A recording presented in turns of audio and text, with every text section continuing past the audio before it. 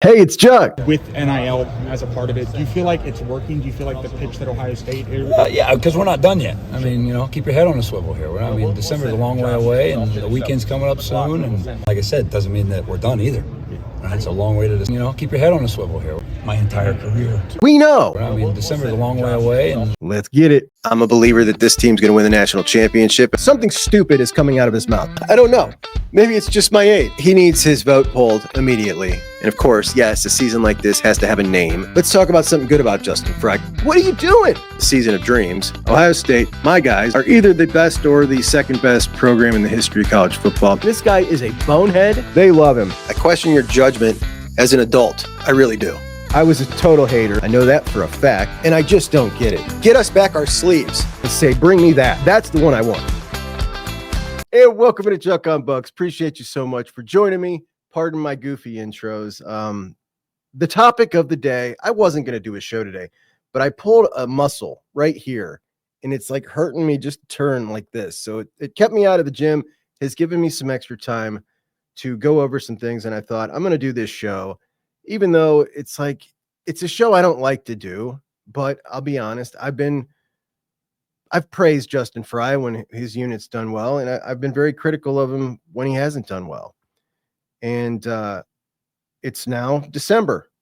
You heard him in that statement there. Long way to December. It is now December.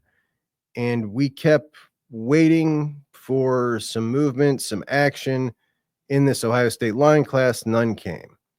You ended with 3 guys. And we're going to go over that. And we're going to go over the entire offensive line today, the state of the Buckeye offensive line. As just Friday, we saw Charles Bentley tweet from the Woody, which created quite the stir around Buckeye fans. Charles Bentley, obviously Buckeye great, a center, an offensive line coach. He coaches guys at an academy, right? Not a college offensive line coach, but a guy who coaches at an academy, and a guy who has said within the last 3 months that yes, he would be interested in that job. Now, obviously, Ryan Day's not bringing him in to talk about that job while he's still got an offensive line coach and they're in the middle of a playoff run.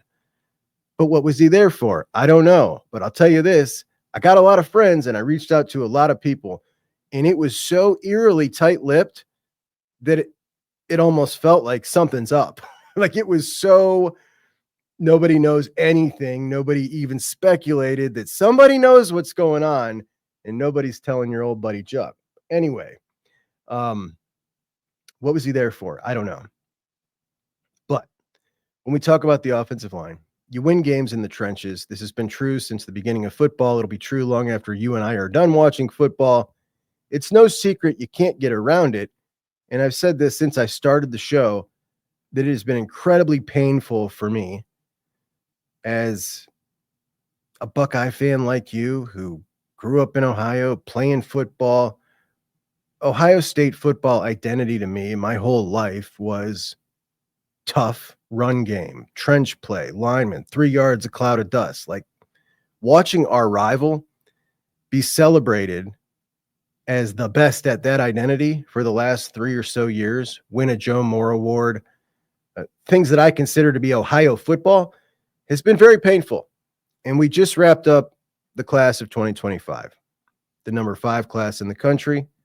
2024 was also the number 2024 was the number 4 class in the country. 2022 and 2023 were the number 4 class in the country. 2021 was the number 2 class in the country. The point I'm making, very good classes. And if you're a Buckeye fan who follows any kind of recruiting, and you're probably a Buckeye fan if you're watching this video, unless you just want to come here and you saw the topic and you want to leave some shade and Freud nasty comments, whatever. Watch me melt down. I get it. But we know that many of those classes have been propped up by excellent skilled players, not so much excellent big men. Certainly doesn't mean you can't have excellent big men just because they're not rated highly. There's lots of guys that are overlooked. There's lots of guys who don't fit that perfect mold due to a couple inches of height, a couple inches on arm length, things that you or I probably don't even care about. But when we look at the big men classes that Ohio State has brought in, I don't need the bells and whistles. I don't care if those guys are 5-star guys. I want dogs. And we've watched hundreds of 3-star linemen turn into NFL stars. Tons of them. What's the most important thing that they look at for those star rankings? They're looking at the measurables. They're looking at some athleticism. Do they come to their camps and participate so they can get a good evaluation on them? And a lot of them don't. And that's how they fall through the cracks. So I want offensive and defensive coaches who get really excited about a player who maybe if he's only 6'3", because they watched him at one of their camps come in and stonewall a guy like Jakeem Stewart, the number one defensive lineman in the country. Darius Gray, for instance, over the summer, 6'2.5", offensive lineman. 4 out of 5 reps, he stonewalled Jakeem Stewart. And he knew he could do it. And he did it, and he walked off like a dog with all the confidence, and it was awesome. Now, he's not a great example, as he's now a top 40 player in the country. But that's because everybody saw him do that and saw that he's a dog, even though he's only 6'2.5". But I'd rather a coaching staff go get a couple of 3 stars like Andrew Stargell, whose film we watched several times this year because it was so fun.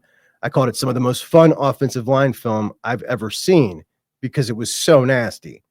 You can tell he's having fun. He likes smacking people. He's good at it. He's got a smile on his face. He's only 6'3". I'd much rather prioritize a guy like him, like Jarquez Carter on the defensive line, that Larry Johnson prioritized in this class. Not 6'5", 270, not a 5-star, but he puts out 5-star play on the field. Production over potential. Football plays over football traits. You'd like to have both, sure, but when they have both, they're 5 stars that everybody wants, and it's hard to win those battles. So if you don't, I'd much rather you go after the guy that gives you the production than the guy that has the measurables and you think maybe I can teach him how to do the production. Go get the guy that's productive. Go get the guy that wants to be there, that looks nasty, that looks like he's having fun playing football, because not everybody is, man. It's just the truth. It's a tough job up there. It's painful. You wake up with bruises and joint pain, even at a young age. It's painful. Not everybody likes it. And some dudes love it. Caden McDonald loves it. Just 6'1". I don't care what he's listed at. The dude's 6'1", maybe 315 pounds when he was coming out of high school. That's probably being generous. He was a little bit chubbier. But he was the Gwinnett County Player of the Year because he makes football plays. You want a guy like that, the playmaker. Give me that every time. Andrew Stargell, Will Conroy from St. Ignatius. 2 offensive linemen, just 6'3". You can clearly tell they're having a good time, and they're very good at it. Ohio State, under Ryan Day, has not done a good enough job getting highly rated offensive linemen, the guys with both the production and the measurables, and that's a problem.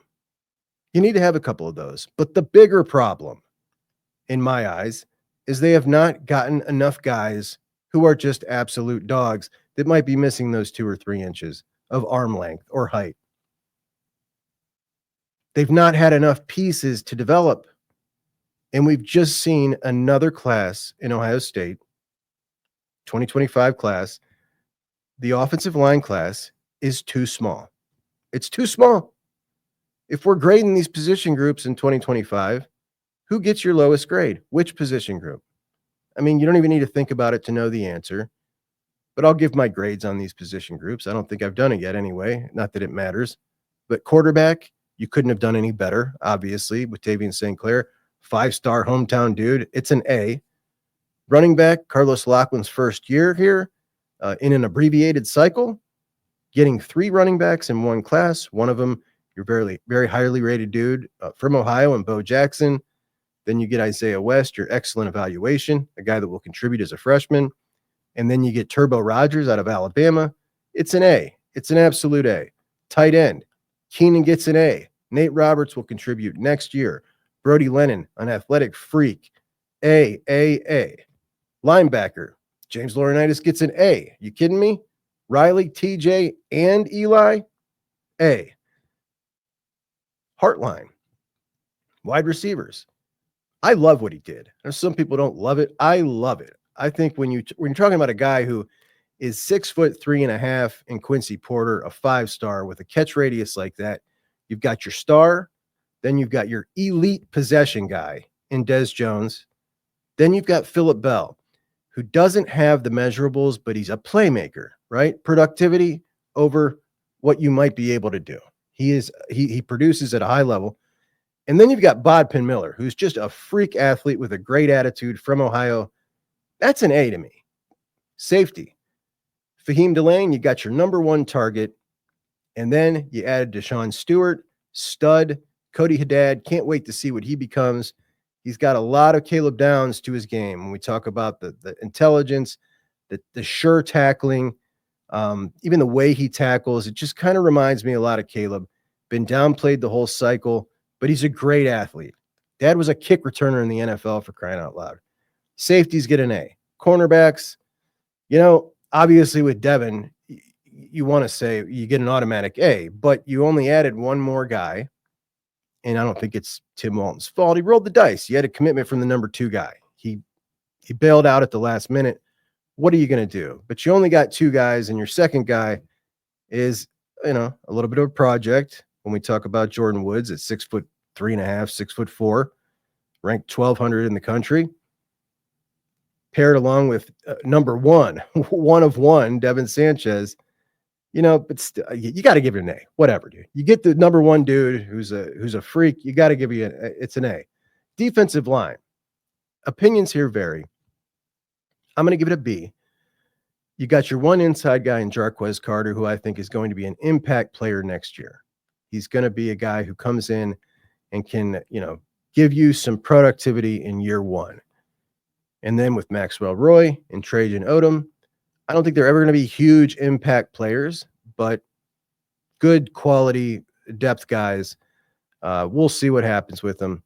On the outside, Ziggy Grady, a guy who could potentially give you minutes next year, top 100 guy. And then flipping Epi at the last minute really saved this class for me. Epi's a stud. I've talked to his dad. He sent me some more footage of him, which I'm going to play here soon. This kid is so fast. It's like jaw-dropping that he was so kind of under-recruited for as good as he is, for his frame at 6'5", 220. Legit edge rusher potential, like top guy kind of potential. We'll see what happens. I give that a B. And then we go to the offensive line. Obviously, you whiffed out on all the national top dudes. You missed out on them, but you got Carter Lowe, very highly rated, almost 5-star rated guy from Toledo, new to football. He hasn't been playing football his life. He was a basketball playing kid, got good feet, good athlete, good size. Then you got Javon McFadden, who Ryan Day called a tackle in his press conference. I think that might have been a mistake because he called him a tackle and he called Carter Lowe a swing man. And we anticipated Javon McFadden, based on his size, as a guard. Carter Lowe might be the swing man. Just if we look at what they're listed at, Javon McFadden listed at 6'5", but I think he's really only 6'4". Carter Lowe also listed at 6'5", and I think he's more actually true to 6'5". But we'll see. Either way, you don't have a true tackle between the two of them, and you don't have a true tackle in Jake Cook. Jake Cook, 4-star rated nationally, number 455. Javon McFadden, 4-star rated nationally, number 356. And that means nothing to me. It means nothing to me. All it means is you hope that Justin Frye, the offensive line coach, saw in these guys what I was talking about. He saw the dog in them. Now, I've seen the dog in both of those guys. I think they both got it. Carter Lowe, I've seen less of the dog in him than those other two dudes, but he's got great traits. So you got a great mix in those 3 guys. And you know what? I really like those 3 guys. I really do. You can look at the number next to their name and say that Ohio State should have higher rated guys.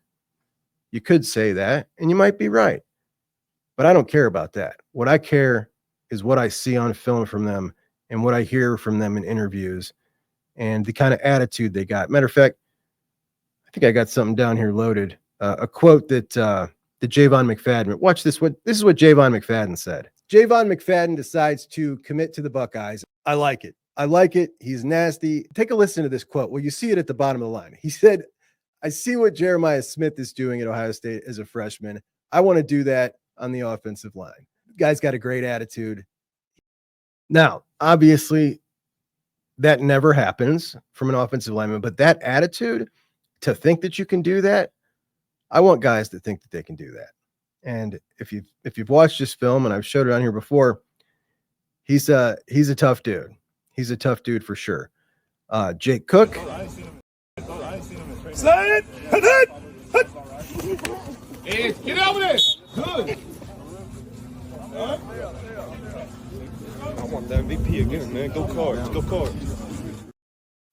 Now that's after his physical transformation. And I did a whole episode on that. Look through Jake Cook if you want to see some more on him. But this was a chubby, overweight freshman and sophomore, turned himself around. His body looks even better than that. That's from the summer.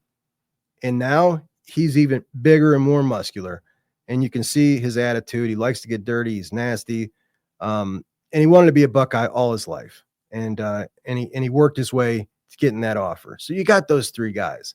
And I played the comment from Justin Frye in the intro. He was about to get the commitment of Javon McFadden. That's what he was talking about when he said the weekend's coming soon. We all knew that was coming, and it did. He got the commitment from Javon McFadden. But December's a long way away. Well, we're here. We're here in December. It's over now.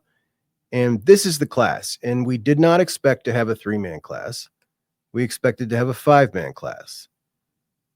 And I've got a real problem when you're talking about an offensive line coach who has his program in the position now where they have to go into the transfer portal to get not one, not two, but maybe even 3 starting linemen in the transfer portal because of him doing this in prior classes. And as he's looking at that, and he knows that's what's got to happen this year, that Ohio State has to go spend that money to make up the slack for what he's not done in recruiting, and he does it again. 3 dudes, a 3-man offensive line class. When you've got scholarship limits opening up most likely next year and 20 extra scholarships, like there is no excuse for this. Everybody knows it. It's totally unacceptable. And you're trying to tell me that with the Ohio State badge on your chest, you can't go flip a couple of 3-star guys that you like to get in this class? I refuse to believe it. I don't understand it. Talk about a kid like Andrew Stargell. Remember, I've said it before, this is a guy that Justin Frye went and evaluated on his own. And I said, I'll be damned. He found him one here. Goes down to Georgia to watch him work out. Flew himself down there to watch this kid. Offers him. Has him up for an official visit. You don't have someone up on an official visit and waste those resources unless you want their commitment. And he didn't take his commitment. Yeah, I've probably failed at that. And then he ghosted him. Now, obviously, I'm coming at this from an angle. I'm angry. I'm not happy. So you might not want to believe me because of that, but that's what happened. I get it if you don't want to believe me because I am clearly slanted here. I'm pissed off because here's what you did. You put the team in a position where they now have to go spend in the portal, and you've guaranteed that they have to do it again, which means you're taking all the funds that they would spend in the portal, and it all has to be used, not all of it, but a bigger percentage of it has to be used on your room than anywhere else. So instead of being able to go out and get luxury upgrades here and there, you have now made it so you don't have money to go do those luxury upgrades because you have to do the necessary things at offensive line because you couldn't get it done on the recruiting trail. And then you want to get real cocky in your press conference and say December's a long way away. Well, here we are. Here we are, man. Justin Frye in a traditional year and a normal year. How do you address that? How much conversation are you having with Justin Frye, with Mark Antoni, about fixing that moving forward because this is now a running problem. Yeah, no, I mean that's the one area there that I feel like we got to make sure that we're going to be moving forward into the next few weeks addressing.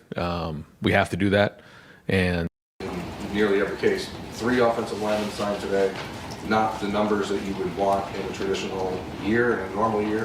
How do you address that? How much conversation are you having with Justin Frye, with Mark Antoni, about fixing that moving forward because this is now a running problem? Yeah, no, I mean that's the one area there that I feel like we got to make sure that we're going to be moving forward into the next few weeks addressing. We have to do that, and there's a lot that goes with it, but it's certainly an area I think Javon is really going to give us something to tackle. Carter's a swing guy. Jake's a local guy who all 3 of those guys we feel great about, but at the end of the day, we got to make sure we have the numbers that we need, making sure we have the depth that we need, and so that's I guess in today's day and age, it's a little bit different on how you put the roster together. It's not just about the high school guys and recruiting. You have to make sure that you have your numbers and you have your depth. So whether it's through retention or maybe a guy in the portal here or there, I mean that's what it's going to come down to. So it's everybody's job as a position coach to make sure that they have what they need. You came into this season knowing you couldn't lose a tackle. If you lose an offensive tackle, this offensive line is going to be screwed. You lose a tackle. Then you lose a center. Then your right guard, Tegra Shabola, who was a top 50 overall recruit, in his 3rd year, not been looking so hot. Each week the competition's gotten rougher. Your left guard, Austin Serveld, in his 2nd year, kind of started off really high, and as the competition has gotten tougher, he's not looked as good either. 3rd year Carson Hinsman, who started at center last year against his toughest competition this year, he didn't look good either. Your unit has performed so poorly that your head coach is talking about starting a guy potentially in Josh Padilla at center who's never started a game in the playoffs. Justin Frye has defenders. He has people saying about what a good developer he is. Look at Josh Simmons. Yeah, man, that's a hit. You did good. Josh Simmons, we can look at him athletically and admit he's an athletic freak, a dude that big that moves like that, but he showed him how to be an offensive lineman, so you get credit for it. I've heard people try to give him credit for Seth McLaughlin. That's insane. Seth McLaughlin 2 years ago was an all-SEC center, wasn't as good as he was 2 years later as an older guy. But no, you don't get credit for the development of your 1-year senior center. Sorry, they played half a season. Get out of here. I just want to tell you, thank you for subscribing. If you have already, we went from 41% of our recurring viewers to 49 who are now subscribed. If we could get that over 50, that would be awesome. Please help me out. Hit the subscribe button. Thanks so much. Tegra Shabola in his 3rd year, a mountain of a man, should be better than he is. You should have dudes ready, man. And if you don't, it's your fault. And if you don't have enough in the system to lean back on, it's your fault. And when you stick your team in the position that your head coach is answering in the happy signing day press conference, just one question about a guy not doing his job and having to go to the portal, and it's about you, you've not done your job good enough. This football team, a national championship contending football team every year. And every year recently, it feels like we're going in thinking the same thing about the offensive line. You can't sustain any injuries. They've been lucky. This year, didn't get lucky. What kills me is heading down the stretch in this 2025 class. We're all looking at this saying, surely this man has a plan. Surely he sees the same thing we see. How does Ryan Day let this happen? He chose his flip target, the kid from Georgia Tech. Took time with him, got the kid up to visit. The kid ghosted him, straight up ghosted him, and ended up signing with he flipped to South Carolina. I just don't get it, man. Micah DeBose, everybody kept talking about. There was nothing ever coming from that. I said that for months. How do you walk around with the block O on your chest and you can't sign more than 3 offensive linemen? Early on, you fail early with the guys. Douglas Uti signs at Oregon, Mason Short, Georgia, Avery Gotch, Michigan. Excluding the 2 Ohioans that he's got in this class, you look at Javon McFadden, the only out-of-state kid. Who did he beat? He beat Colorado and he beat Maryland for that recruitment. Those were the other guys in on him, which means every other big program he went up against, he didn't beat a single one. Yeah, I've probably failed at that. Outside of kids who were from the state of Ohio. When he failed on all the first offers, he sent out a huge group of secondary offers. Offer spree. He had Chip Kelly offering Jackson Lloyd in California. Carlos Lachlan offering Mario Nash in Mississippi. Somebody else offered Zaire Addison, I think. Henry Fanuco was offered by San Petito, made initial contact with him down in Texas. Like, the whole staff, it was all hands on deck. They've seen this coming. Who did he get out of the secondary group of offers? Nobody. Didn't have enough time to build a relationship with those guys. You had interest from Henry Fanuco. Ohio State media, his defenders, told us that it was likely he was going to commit on his official visit. He left and he didn't commit, but he went to Missouri the very next Saturday and committed on the spot. What is it that the Missouri offensive line coach could sell him on that the Ohio State offensive line coach couldn't? Jackson Lloyd out of California was on campus 1 week from California, 1 week after getting his offer. Sounds like a guy who was interested. Didn't have enough time to build a relationship. If he would have even put forth the effort, I don't know. But he's down there at Alabama. So it wasn't distance. And I don't want to hear anything about lack of funds. This dude's working with the same amount of money that Larry Johnson is. And now he's going to cost them more money in the portal. It's totally unacceptable at Ohio State. Is this good enough at Ohio State? Go through the position coaches at Ohio State. Can you make the case that they are top 3, top 5 at their position group in the country? Can you say Brian Hartline, that's a top 3 wide receiver coach in the country? Tim Walton, that's a top 3 cornerback in the country. James Laurinaitis, that's a top 3 to 5 linebacker coach in the country. Can you go through and do that at every position? If you can't, they better be fringe. And if you can't sell that to yourself, you've got a problem. This is Ohio State. It's a top 3 program in the country. Everything needs to be top 3, top 5. What about Justin Frye would ever make you say that? Michigan's about to land 2 5-star true tackles and 2 interior linemen that they beat you for in Avery Gotch and Caden Strayhorn. Should they be that much better at offensive line recruiting than Ohio State?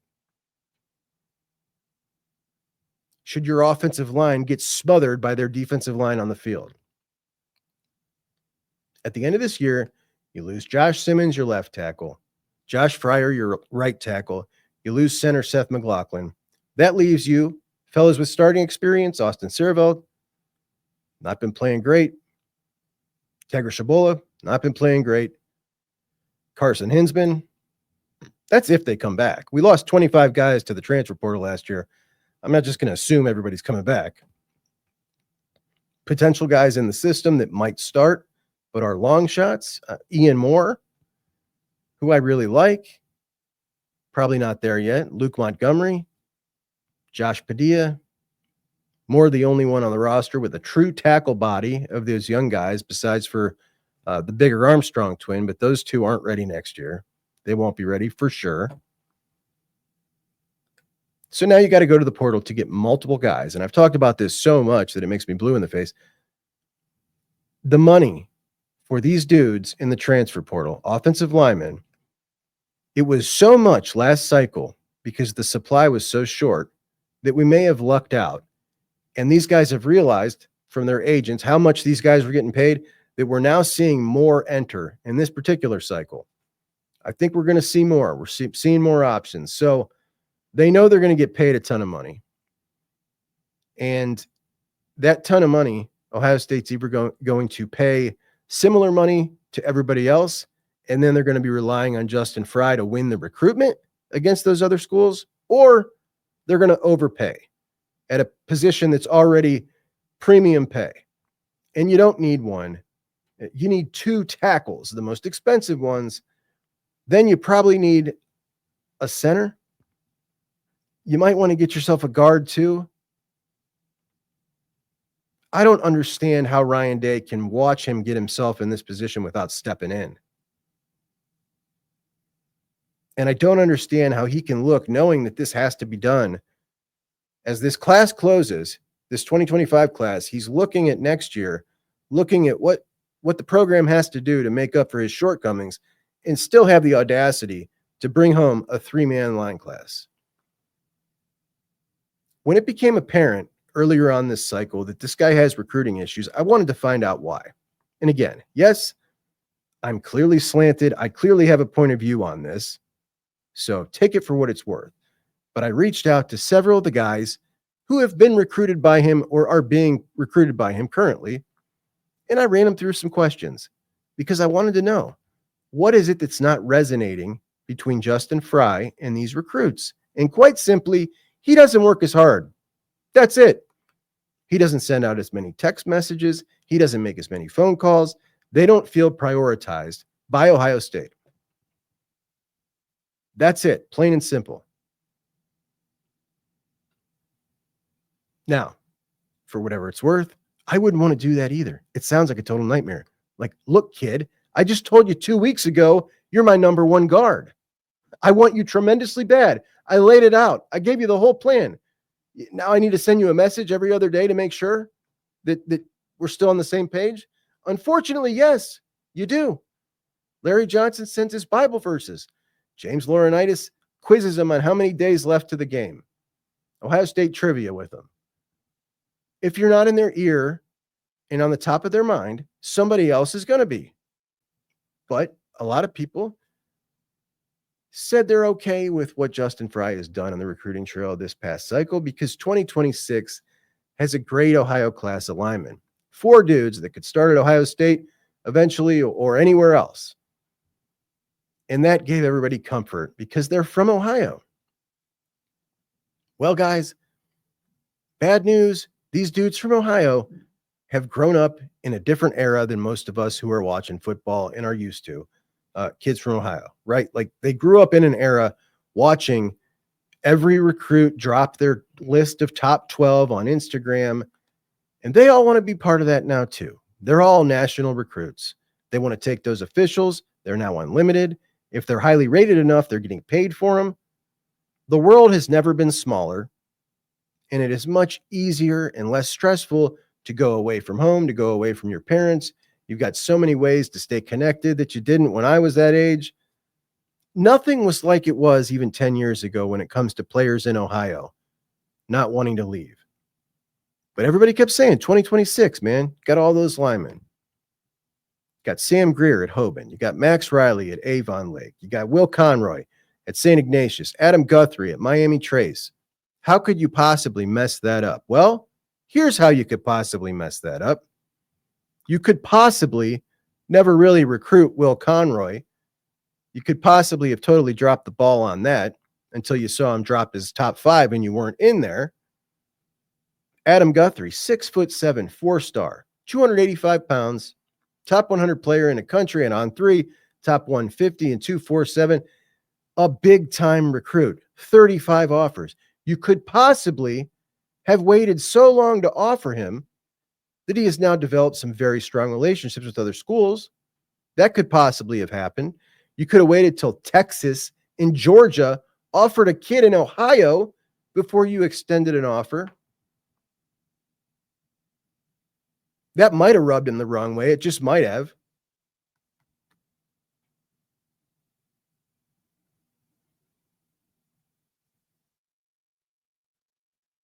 So what do you got? Sam Greer, I think he looks like a pretty good lean. Will Conroy, it's not there. It's not there just yet, but it's gotten a lot better. Max Riley? Well, Max Riley looks like he's probably going to end up at Clemson as it currently stands. And Max Riley's the highest rated one of all of them, if those things mean anything to you. Adam Guthrie, getting a really good relationship at a couple of different places. Ohio State's one of them, but they're just one of several.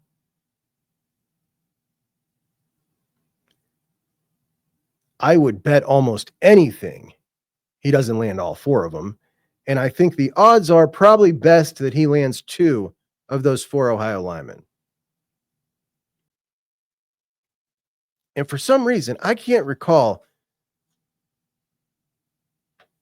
people making excuses for somebody as much as they make excuses for this guy's failure of recruiting, whether it's money, whether it's big kids don't want to leave the South, whether it's the newest one. This particular kid happens to like the campus at Clemson more than he likes Columbus. Like, when did you ever hear somebody say that in recruiting? Well, he likes the campus more there. The dude's got a lot of defenders, man. He must be a great guy personally. He must be fun to be around. He must be awesome. To be clear, you said I'm not a pop-up dummy. I just want to get a quote. You? Yeah. I would love to block you, Brian. With one leg or both? Or 2 legs? Justin, I'm trying to get one more serious thing. gotcha. And when we go against a quality defensive line, we can't stack up. We can't. And now we got to go to the free agent market to bring in some guys to hope that next year we can stack up. It's disgusting. It's disgusting. I'm disgusted by it, but it's just the truth, man. It's what it is. Ryan Day came into this season with a whole lot of leverage. The good news is if you want Justin Frye to move on to another job that's maybe more his speed, because I don't think this is his speed, and I don't mean coaching the guys, I mean the recruiting aspect that goes with it. I think that there's a lot of the big money folks that don't want him around anymore. And Ryan Day was in a situation where he could tell anybody, screw off, this is my program, I'll do what I want. If he doesn't win a national championship this year, after what he just pulled last Saturday, things are quite a bit different. Now it's, okay, bud, you want to stick around? You're going to have to make some changes here, which we see this kind of thing all the time. Usually it's, you need to change this offensive coordinator out, or you're going to screw the program. Let's be honest, man. You need the money to operate the program more now than you ever have, because you need to go in the transfer portal and buy free agents when people screw up. It makes sense that the source of these issues should be the one getting the axe. And the next offensive line coach, look, I know a lot of people want it to be Charles Bentley. I don't care who it is. I just want it to be someone who is a dogged recruiter, who understands that I'm going to wear this on my chest, and I'm also going to be absolutely relentless. Because now you can have all the support staff you want to teach guys the technicalities of playing great offensive line. But the head guy needs to be the recruiter, and we have got to get this right at Ohio freaking State, man. We are a 3-yard and a cloud of dust program. It always has been. It's our identity. We cannot keep rolling out offensive lines that look like this. It's insane. It's insane. So, like I said, I'm sure the guy's a great dude. He's certainly got plenty of defenders. You can hear them making fun with him at the press conference. They enjoy each other's company. Thankfully, I'm not compromised by that kind of personal relationship. I'm just telling it like I see it here. If this guy's back, I'll wish him the best and I'll root for him. I don't think he will be, and I think that's probably the right decision. All right, I'm back. I just went upstairs and I asked my lovely niece. I said, "Hey, honey, Oregon Penn State starts in about 2 hours, so I'm going to watch it up here with you. Who are you rooting for?" She said, "Oregon or who?" I said, "Penn State." "Oh, Oregon, never Penn State." A lot of animosity harbored with Mrs. Juck over the Jerry Sandusky situation. Still, apparently. I didn't know. I didn't know that this is something she still hung on to and blame the university, but she certainly does. But I got to say, it is now close to halftime of the Georgia-Texas game. I think Ohio State can beat this team, man. I tell you what, guys.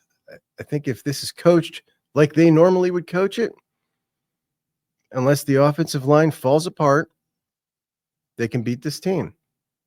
Also, Mercedes-Benz Stadium looks so ridiculous on the outside. I've been in it, went to a national championship game, Georgia, Alabama, at the game, wore my Buckeyes gear, but it was almost dangerous trying to leave that stadium. It took probably 45 minutes to get out of the stadium, just like in the concourses, shoulder to shoulder, people angry, wanting to get out, claustrophobic as hell.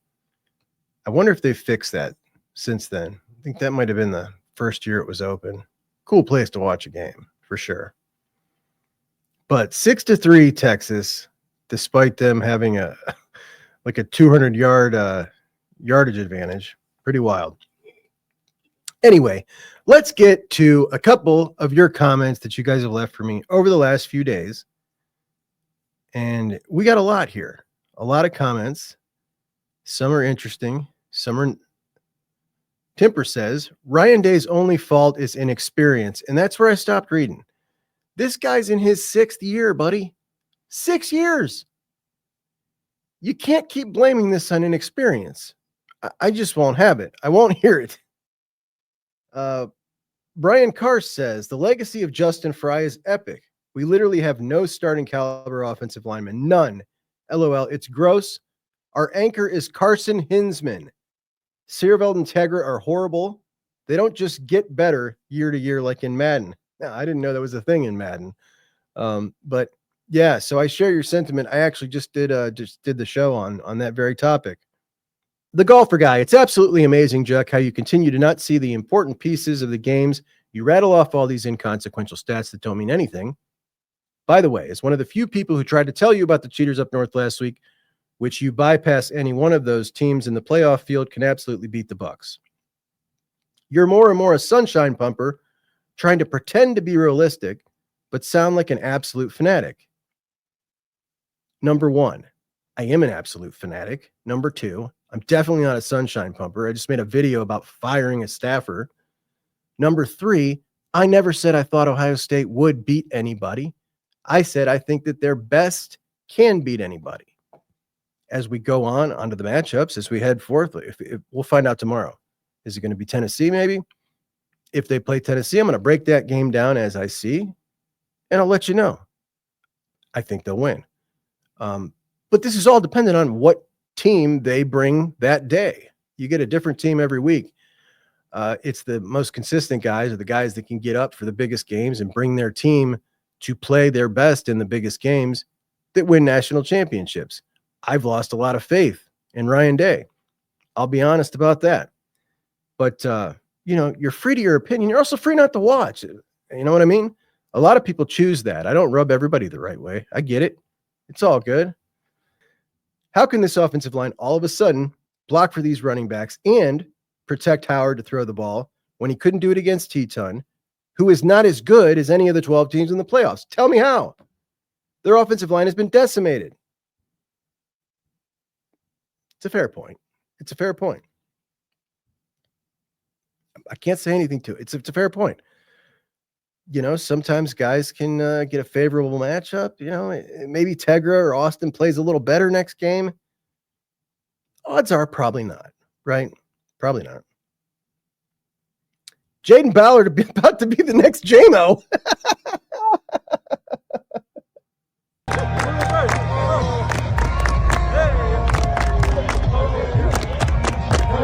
Go JMO. Go JMO. Go JMO. Go JMO. That guy. You think so? Put your money where your mouth is, brother. I'll take that bet. That dude will never be a quality football player, ever. Andy says, Meyer and Tressel were proven winners with deep Ohio ties and reverence for the game. Cooper and Day not. I would add Earl Bruce in there as well. Old 9-3 Earl is what they called him, but he was 5-4 against a team up north. So also one of Woody's boys who I think should be mentioned a lot more when we talk about great Ohio State coaches. Maybe not great Ohio State coaches, but we don't bring him up enough. He's kind of like the forgotten man. But no, you're right.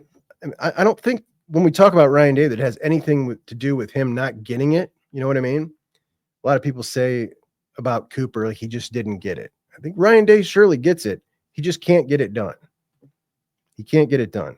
And I've heard his defenders try to turn this into we need to stop caring so much about the game, that it doesn't matter so much in the landscape of the national championship anymore. And part of the reason that the game became so big was because the game stood in the way between Ohio State and the Rose Bowl and the national championship. And when you lost that game, you lost all those other things. Now, when you lose that game, you don't. And I understand the point, but here's the thing. It's never going to be less meaningful for those of us involved in it, because whoever's up will never let the guy who's down forget about it. And that alone makes it important. Not just that, but the rivalry being important is something that both school benefits from greatly.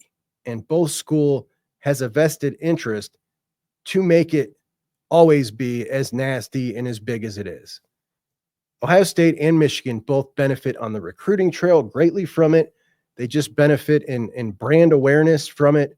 Everybody knows about that rivalry, and it is definitely in both of their best interest to keep it as big as it is. And to come out and try to defend Ryan Day by spinning this as if what doesn't mean as much anyway is that's pretty bad, man. Honestly, that's a bad argument. Day gave Michigan the game for not playing his game, and that was a disservice for his senior class. That came back straight selfish. I couldn't agree more. It was selfish. It was stubborn.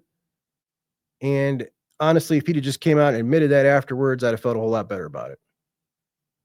Mr. McIntosh, all love here. I just don't understand fans who say they don't still want a natty or think that we can't make it. Maybe we shouldn't be the most highly favored anymore, but absolutely have the talent to beat anyone. It's absurd. Thanks for keeping us updated. Thank you, Mr. McIntosh. I think from their standpoint, if Ryan Day goes out and wins a natty, then that saddles you with him as your coach for much longer. Contract extension. And you would say, well, sure. And it should, because he's shown us he can win a natty. And they would say, well, Gene Chizik won a natty with Cam Newton. Les Miles won a natty. Ed Orgeron won a natty with the 2019 LSU team. None of those were good coaches. They were just lucky with some good talent, and things broke the right way for them that season.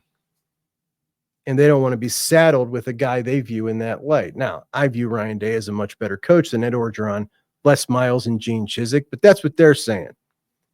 And if that's their standpoint, you can understand why they might sacrifice winning a natty this year.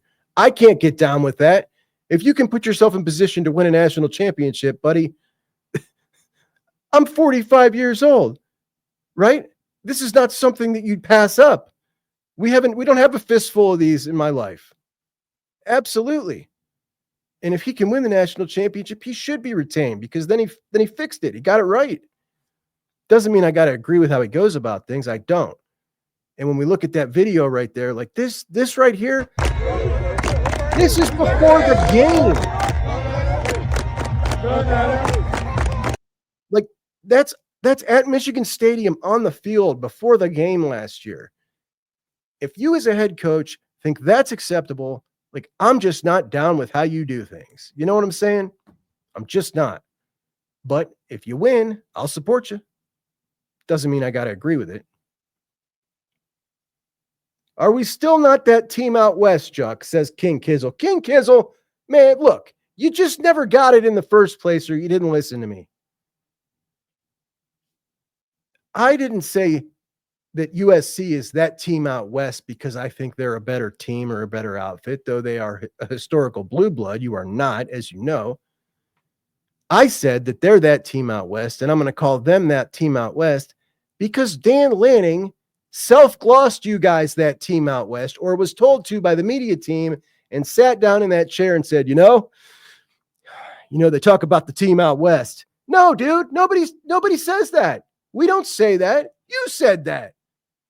And he tried to get it to catch on, and then they did a little documentary to try to get it to catch on. It's not happening. Nobody's still saying it. It never caught on. The only ones saying it are you guys. And I got a lot of respect for you guys. There's plenty of you here. I enjoy your company. You bring a nice, diverse perspective. I like it. But we're not calling you that, and nobody else is. Only you are saying that. Hope that clears that up. Zach says, God, man, Dave just annoys me these days. I just don't like seeing his face. I'm no longer a fan of him and won't be. I'm a fan of this program and these players. So let's go win a natty for the guys. I like that attitude. Zach. William McBride says, can't wait to order my offered Nike Dunks. If you hadn't heard, Naeem offered, said Phil Knight going to help him with his shoe design. Nobody is ordering some freshman cornerback's shoes. Let's be honest. But Billy had to get his dig in there. It's cool. Sure says, stuff happens unless you are non-human. Win or lose, it's time to move on. Next year, the Bucks are likely to lose the game. What? I thought you were trying to be positive, and then you just flipped it on its head there, buddy. Lossless says, I think Coach Day stood in the paint and has bought himself more stock back from us. Rally caps on, no doubt. Let's go. Let's get it. All right, guys. That's all I got. Please subscribe to the show. Tell me where I'm right about Justin Frye. Tell me where I'm wrong about Justin Frye, or any of this stuff. I love the banter. I appreciate you guys. We'll do another round of these comments maybe next weekend as we are falling into a couple of lonely weeks with no football. So it's on us to keep ourselves entertained. Hopefully my show entertains you just a little bit. I appreciate you. I'll talk to you soon. Juckonbucks out.